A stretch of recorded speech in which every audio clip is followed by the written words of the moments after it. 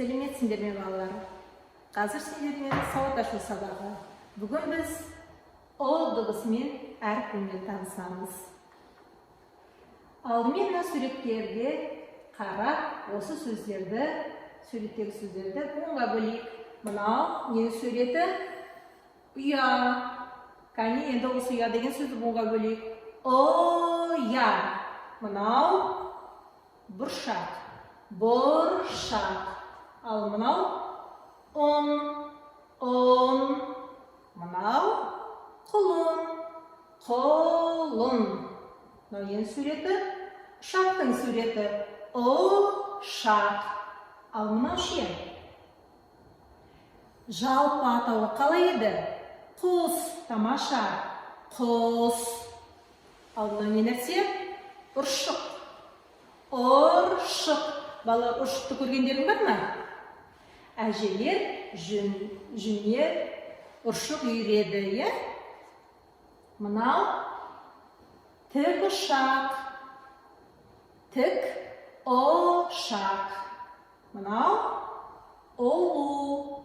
Енді осы жердегі о деген дыбыс қандай дыбыс болады? Кәні бірге айтып көрейікші. О. Я. О дауысты дыбыс.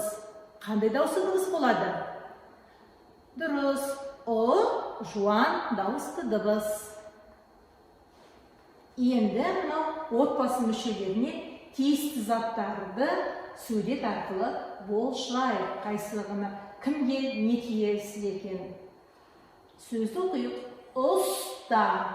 Мынау ненің суреті? Домбыра. Яғни атам кім екен? Ата ұста екен. Не жасайды? Домбыра жасайды екен. Мына суретте әже отыр, е? Қасында не бар? Ұршық. Е, әже не істейді екен? Ұршық ереді екен. Ал мынау ұшақтың суреті. Жанында әке, е? Сөз оқиық. Ұшақ. Яғни оған қатысты қандай сөз болуы мүмкін? Әке кім болып істейді? Әке ұшқыш, е?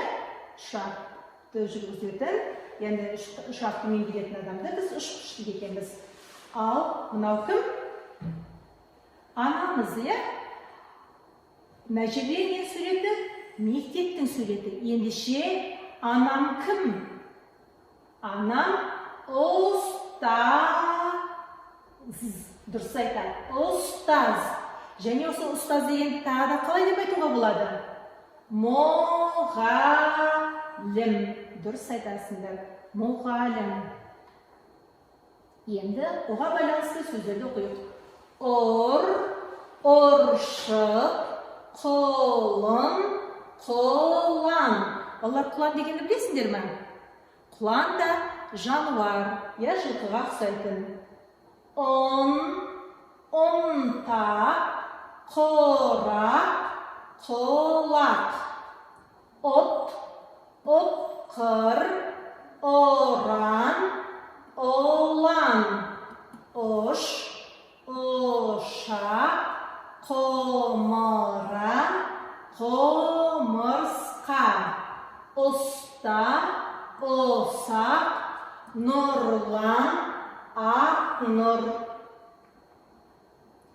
Енді сызба және сөздермен мәтінді оқиық. Анам дегеннің алдында бір сөз болу керек. Анам туралы айтылатын болса, яғни кімнің анасы? Менің анам, дұрыс айтады. Менің анам. Мынау менің анам. Оның аты Нұршат. Ол ұстаз. Анам ұстамды адам. Дұрыс. О әрпі жоғарғы жолдан басталып, жоғарғы жолдың төменгі жағына қарай әкелінеді де, оңға қарай көтеріліп, төмен түсіреміз. Кіші жолға дейін және оңға қайырамыз. ортасына сызық жасаймыз. Кіші әрпі, кіші жолда. И әріптері сияқты, У әріптері алдында өткен осы әріптер сияқты жоғарыдан төмен қарай көлбеу сызыққа келеміз. Оңға қарай бұрамыз, жоғары көтеріп, тік төмен қарай түсіреміз. Және оңға қарай бұрамыз, ортасына сызықша қоямыз. Әдемілеп тұрып жазайық. Енді суретті диктант. Мына суретте не көріп тұрсыңдар? Сол сөздерді жазамыз. Мынау не? Құлақ. Дұрыс. Ендеше құлақ деген сөзді жазайық. Құлақ. Мынау құлын. Ендеше жазайық.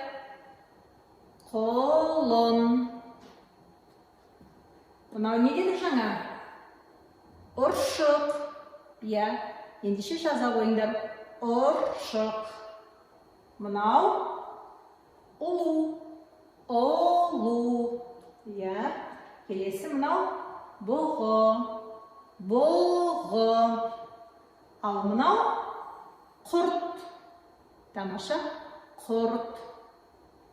Сонымен біз бүгін қандай әріппен таныстық? О қандай дыбыс? Дауысты дыбыс. Қандай дауысты дыбыс? Жуан дауысты дыбыс екен. Ол сөздің қай бөлігінде кездеседі? Сөздің алғашқы бөлігінде кездеседі екен. Ал бүгін осымен сабағымыз аяқталды. Сау болыңдар.